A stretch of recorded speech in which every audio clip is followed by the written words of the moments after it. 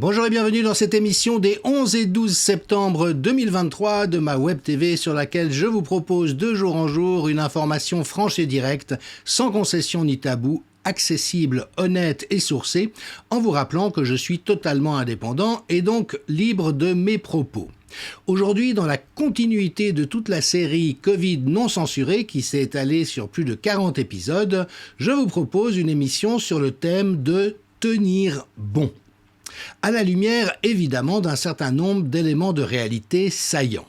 Tout d'abord, est-il besoin de le rappeler, nous n'avons pas fait face à une pandémie médicale ou sanitaire, mais bien politique, voire criminelle.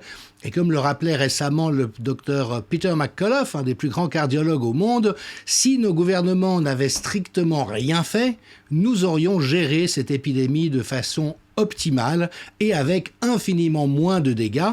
C'est donc tout l'arsenal des mesures absurdes et destructrices qui a causé une certaine casse, mais surtout qui a impacté de façon majeure et contrairement à toutes les recommandations de la science, le fonctionnement de nos sociétés. Alors, pour vous donner encore quelques petits exemples, mais l'OMS vient de reconnaître, comme la cavalerie qui arrive après la bataille, qu'en fait, le concept de porteur asymptomatique était bel et bien absurde parce que ce sont des cas rarissimes. Et donc, si vous n'êtes pas malade, vous n'êtes pas contagieux. C'est ce qu'on a toujours expliqué. Comme le rappelait le docteur Martin Zizi, une personne sans symptômes pour un virus respiratoire transmis par la toux et les expectorations n'est pas contagieuse si elle ne tousse pas. C'est aussi simple que ça. Alors heureusement, ce genre de compréhension ainsi que le côté complètement aberrant de l'utilisation des tests PCR fait son chemin dans l'esprit des professionnels. Tout endoctriné est-il été? Et voyez par exemple, en Israël récemment, le ministère de la Santé a voulu obliger les hôpitaux à tester systématiquement tous les patients admis pour quelque raison que ce soit avec des tests PCR. Et comme le relève le docteur Eli David, dans un jargon professionnel évidemment plus courtois, mais les hôpitaux ont répondu au ministère d'aller se faire 3 petits points. Et donc voilà, la réalité c'est qu'évidemment nous n'avons pas fait face à une pandémie, nous avons fait face à une conspiration, à une opération criminelle agie par un certain nombre de personnes. Et j'ai le plaisir d'annoncer la publication de ce livre que j'ai eu l'honneur de préfacer, rédigé par Eusèbe Riochet. Il s'agit évidemment d'un pseudonyme. Cette personne est docteur en sciences mais préfère garder son anonymat public.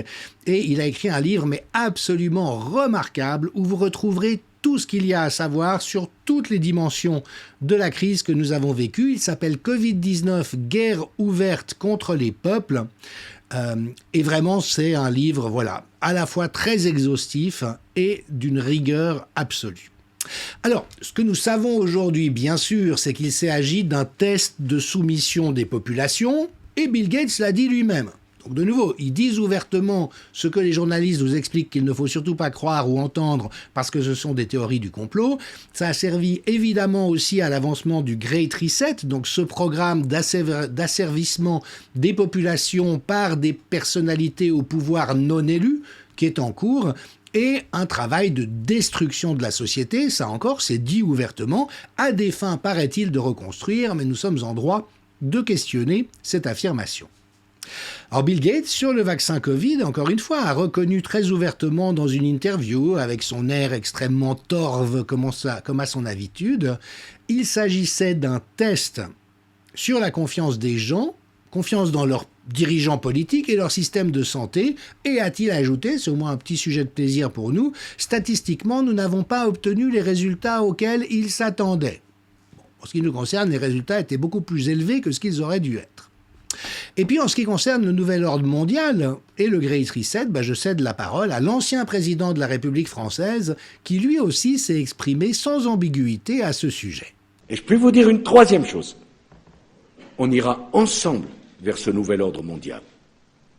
Et personne, je dis bien, personne ne pourra s'y opposer.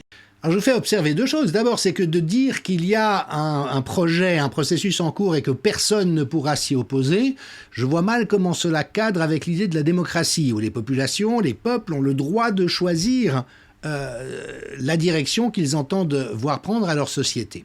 Et puis, la petite pointe absolument délicieuse, il ne vous aura pas échappé sur cet extrait qu'un contexte a été ajouté d'autorité par YouTube, qui est une citation de Wikipédia, et qui nous précise « Le terme de nouvel ordre mondial est une formule utilisée pour désigner plusieurs théories du complot. Elles allèguent un projet de domination planétaire que mènerait conditionnel des institutions démocratiques, bon, en l'occurrence elles ne sont pas beaucoup, des organisations non gouvernementales ou des régimes totalitaires. » Alors, repérer, c'est extraordinaire, vous voyez comme tout est dans tout. Il y a trois manipulations dans cet ajout. Le premier, c'est l'ajout lui-même. On ne voit pas au nom de quoi on a besoin de précisions qu'on n'a pas demandé. Ensuite, qu'on nous fait croire que l'expression de nouvel ordre mondial est une théorie du complot. Or, Nicolas Sarkozy l'utilise lui-même. Donc, il est complotiste. C'est de la même facture que Rudi Reichstadt qui expliquait que Big Pharma est le nom de la théorie du complot prétendant que les pharma veulent faire de l'argent sur le dos des gens.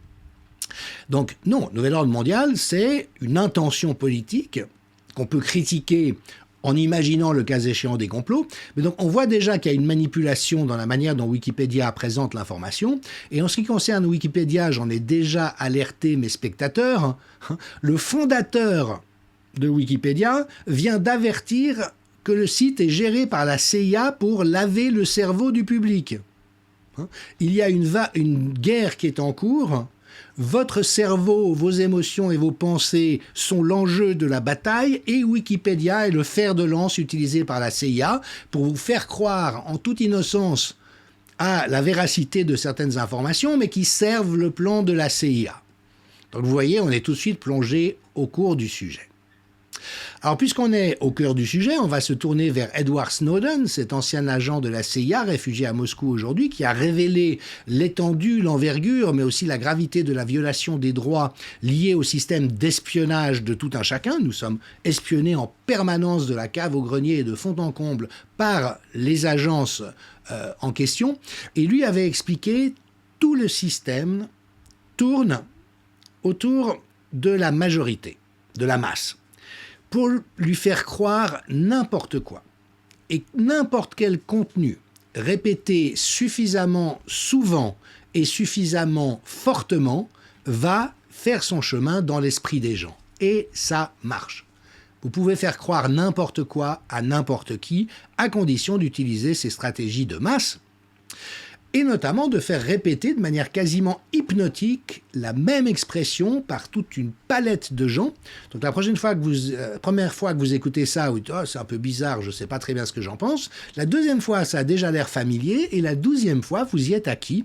Donc je vais vous présenter une petite brochette de criminels de guerre, de truands, d'influenceurs malhonnêtes, de toutes sortes de cercles, qui tous utilisent pendant 2 minutes la même expression « Build back better », reconstruire en mieux, et donc toute la destruction infligée au motif du Covid, qui n'avait rien à voir avec la santé de la population, a servi à détruire, casser un certain nombre de choses, précariser un certain nombre de personnes, et même des catégories entières de la population, pour pouvoir quoi ? Build back better.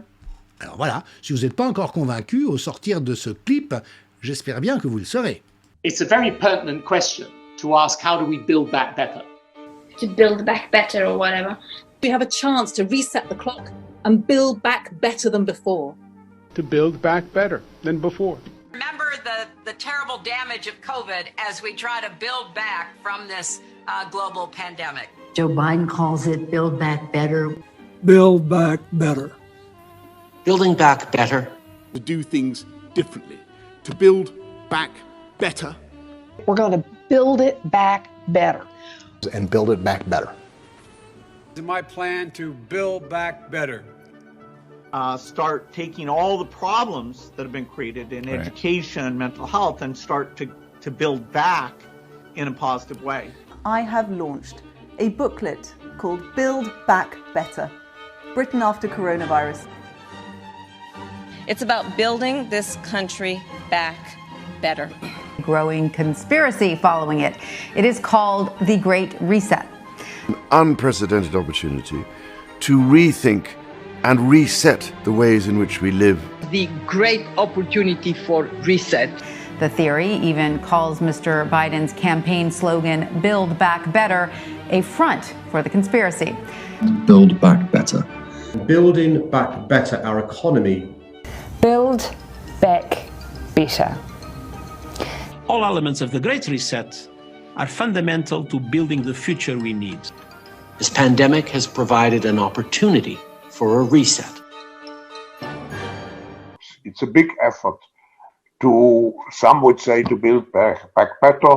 We would say to really have a great reset. Conspiracy, conspiracy. Conspiracy. Voilà, alors je vous suggère de faire un petit test pour être sûr que vous avez bien appris la leçon. Qu'est-ce qu'il s'agit de faire que maintenant qu'à peu près tout a été cassé? Il s'agit de, comme dirait Klaus Schwab, Build Back Better.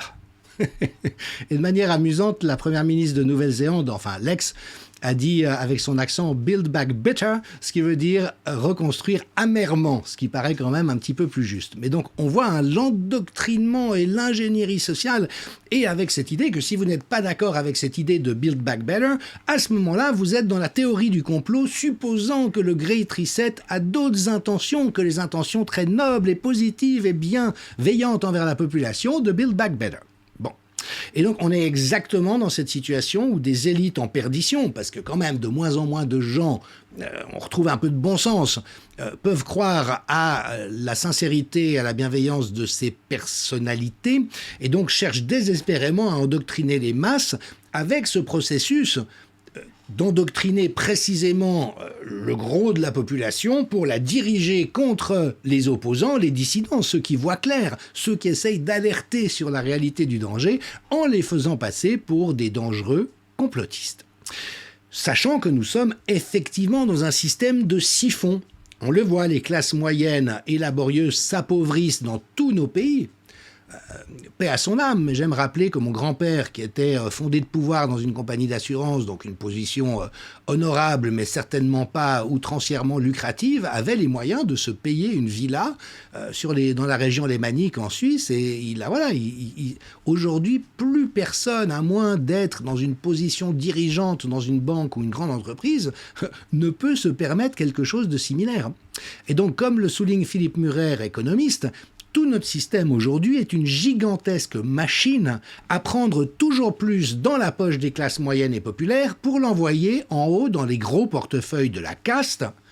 Et donc quand de temps à autre le peuple proteste, eh bien la caste arrive même à s'étonner que les Français en aient marre de ce système. Tout ceci, Valérie Bugeaud le rappelle, Étienne Chouard le rappelle, beaucoup de gens extrêmement compétents le rappellent, alors que nous n'avons plus de constitution, de démocratie, d'état de droit. Valérie Bugeaud, docteur en droit, rappelle comme nouvel état des lieux de la crise monétaire, politique et juridique, économique que nous traversons, la République française n'existe plus. Étienne Chouard précise, avec une sagacité lapidaire, Macron est un agent de l'étranger en mission pour détruire le pays. Hors de cette hypothèse, tout ce qu'il fait est absurde, incompréhensible. Avec cette hypothèse, tout s'éclaire et devient logique, criminel, mais logique.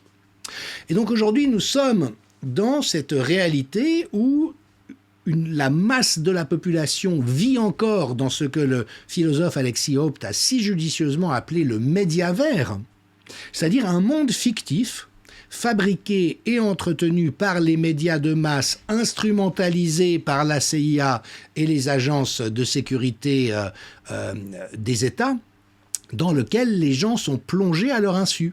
Il s'agit d'une réalité médiatico-fictive d'un monde parallèle.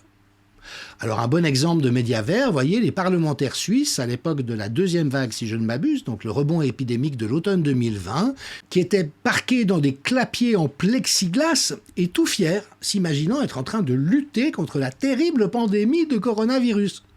Comme l'a dit Martin Blachier, avec qui j'ai pas toujours été d'accord, mais on leur aurait dit de porter un pneu sur la tête qu'ils l'auraient fait.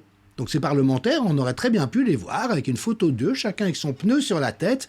Mais donc, quand la représentation nationale devient aussi stupide, aussi imbécile, aussi incapable de se rendre compte qu'elle est dans une superstition crasse, aussi incapable de chercher à comprendre de quoi il s'agit, eh bien on voit effectivement qu'on est dans un univers délirant. Et donc Alexis Haupt précise le monde se divise en deux catégories, ceux qui croient encore au récit sur le Covid et ceux qui se disent « Quoi ? Des gens y croient encore ?» Et puis bien sûr, avec ces attaques incessantes, donc Yves Pozzo di Borgo, qui est un ancien sénateur, un observateur extrêmement averti, qui lui a dit « J'étais un des 80 inspecteurs généraux de la recherche. Il a été membre du conseil d'administration de l'AP-HP. Et quand il a appelé à la prudence sur l'injection génique sur le conseil de chercheurs, témoigne-t-il, j'ai été vilipendé, calomnié, traité de complotiste par toute une camarilla de sous-diplômés. » Et des ignorants incultes comme Rudi Reichstadt, qui effectivement l'est beaucoup, ont fait campagne contre lui en le calomniant, en l'accusant de complotiste. Et ce type, Reichstadt, qui est un ignare, qui est un inculte, est devenu une référence par les rédactions des médias qui boycottaient tous ceux qui avaient compris, avaient quelque chose à dire. Avec aussi ce tabou et cette omerta dramatique sur la pédocriminalité, je salue une fois de plus Karl Zero, qui s'est engagé à ce que le fameux film Sound of Freedom puisse sortir en France. Il ne trouvait pas de distributeur pour un des plus gros succès au box-office nord-américain et qui a un marché assuré en France. Et donc il a réussi à se démener, le film en question sera en salle partout le 15 novembre, mais faut-il rappeler que Sound of Freedom, avant même sa sortie, a fait l'objet d'une campagne de presse unanime. Alors là, on sait que c'est de la propagande qui est organisée quand tous les médias embouchent la même trompette sans même réfléchir. Et voyez, le Parisien, qui appartient à Bernard Arnault, donc l'homme le plus riche de France, donc celui qui donne des ordres à Emmanuel Macron depuis tous ceux qui connaissent la scène politique française. Écoutez le titre, déjà c'est du français de Chartier, Sound of Freedom, c'est quoi ce film qui agite la complosphère et qui cartonne au box-office américain? On pourrait suggérer un stage à l'Académie française pour les journaleux qui rédigent de cette manière, mais en plus, c'est quoi ce film qui agite la complosphère? Il exploite parfaitement les théories du complot selon ses détracteurs. Oui, il n'y a pas besoin d'aller très loin pour trouver des détracteurs, et donc on voit la manière dont l'establishment unanime, c'est-à-dire l'État et l'appareil de l'État désormais au service de pouvoirs mafieux et antidémocratiques, les médias entièrement financés par les États, mais aussi des bailleurs de fonds privés qui sont complices de la dérive, les réseaux sociaux sous surveillance des États ou de structures supranationales comme l'Union européenne, et tous les faiseurs d'opinion, l'élite, pas au sens de la qualité de l'intelligence, mais le sens de ceux qui ont le pouvoir de dire et de faire, tirent à la même corde pour empêcher la population de comprendre de quoi il s'agit et les maintenir de force dans le médiavers. Alors voilà l'ensemble des thèmes que je vais aborder au cours des prochains jours, au cours de cette nouvelle semaine d'émission. Information non censurée, et à partir de demain, puisque nous étions le 11 septembre ce lundi, nous aborderons effectivement la question des liens entre l'assassinat du président Kennedy, le 11 septembre et les lois d'exception qui ont été passées à ce moment-là, et la dérive actuelle, en cherchant à voir si, par hasard, il n'y aurait pas une forme de continuité. À demain. Merci.